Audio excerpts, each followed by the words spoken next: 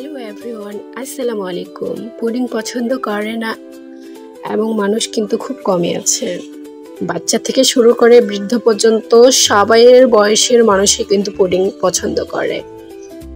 তো সে কথা চিন্তা করে আমি খুব সুন্দর একটি পারফেক্ট পুডিং রেসিপি নিয়ে হাজির হয়েছি শিলাস কিচেন থেকে।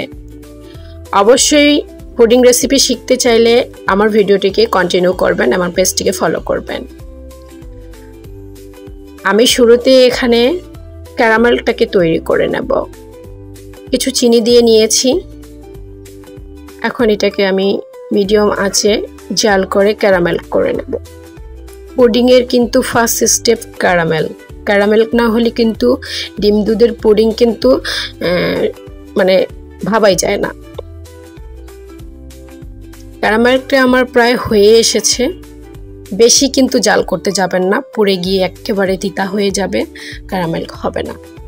এরকম কালার হবে, সে পর্যায়ে নামিয়ে নিতে হবে। এখন আমি স্লাইস ব্রেড নিয়েছি এখানে। এটাকে আমি আরো একটু ছোট করে কেটে নেব।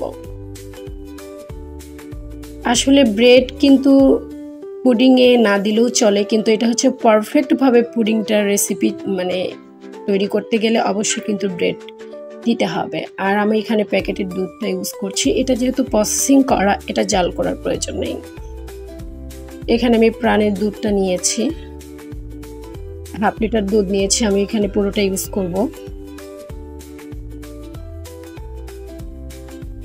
পুডিংটি আমার বয়েল হবে দেখে কিন্তু আমি দুধটিকে আর জাল করে নিলাম না। আমি এটা এখন পুরোটাই এখানে ঢেলে দেব। আর এখানে আমি 3টা ডিম নিয়ে নেব। এই পরিমাণটা কিন্তু যার যার আসলে ইচ্ছে মতো কি পরিমাণে বানাবে সেই অনুযায়ী ডিম দুধ সবকিছু দিয়ে নিতে হবে। হালকা কিছু চিনি দিয়ে নিলাম। বেশি চিনি আসলে মিষ্টি দেওয়া আসলে খুব একটা পুডিংয়ে মিষ্টি কিন্তু থাকে না, আর না দেওয়াও ভালো। সামান্য মিষ্টি দিতে হয়। এখন আমি এটাকে একটু ব্লেন্ড করে নিয়ে একটা সফট সুন্দর একটা লিকুইড তৈরি করে নেব। বেশি ব্লেন্ড না করলেও চলবে, একটু ব্লেন্ড করলেই হয়ে যাবে। এটা 2-3 মিনিট ব্লেন্ড করেছি। এখন এটাকে একটু ছেঁকে নেব। আমি একটি স্টিনারে দিয়ে আমি এটাকে ছেঁকে নিয়েছি। ছেঁকে নিলে হয় কি সফট হবে। আর ওই যে ক্যারামেলটা তৈরি করেছিলাম সেই মোল্ডে দিয়ে নিলাম। এখন হাঁড়িতে একটি টিস্যু দিয়ে নেব। আর 50% পানির নিচে থাকবে পাত্রটা, সেইভাবে পানি দিয়েছি। এখন এটাকে ঢেকে দিতে হবে। আর ঢাকনার ছিদ্রটাকে অবশ্যই বন্ধ করে দিতে হবে। চুলাটা কিন্তু একেবারে লো আঁচে রাখতে হবে, একদমই লো রাখতে হবে। এই লো রেখে ঘড়ি ধরে 40-45 মিনিট পরে আমি পুডিংটি মোল্ড আউট করছি।